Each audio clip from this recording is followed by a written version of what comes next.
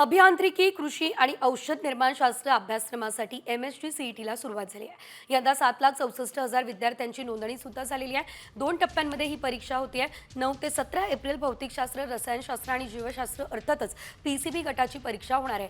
तर 19 ते 27 एप्रिल भौतिकशास्त्र, रसायनशास्त्र आणि गणित म्हणजे PCM गटाची परीक्षा होईल. ही परीक्षा 181 केंद्रांवरती होणार आहे. 172 केंद्र राज्यामध्ये आणि 9 केंद्र राज्याबाहेर आहेत.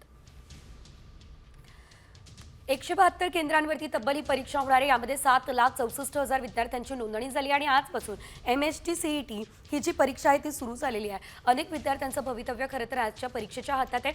19 ते 27 एप्रिलमध्ये दुसरा टप्पा पार पडणार आहे. यामध्ये 2 गट असणार आहे. तर यामध्ये आपण जर बघितलं तर MSc-CETच्या माध्यमातून 12वी नंतर नेमकं पुढे विद्यार्थ्यांना काय करायचं या संदर्भात निर्णय घेतला जात असतो आणि त्यासाठी ही परीक्षा जी आहे ती अतिशय महत्त्वाची असते. इंजिनिअरिंग आणि डॉक्टर या दोनही विभागांकडे वळणाऱ्या विद्यार्थ्यांनी खरं तर MSc-CET परीक्षा देणं महत्त्वाचं असतं आणि आजपासून खरं तर या परीक्षेला सुरुवात होते.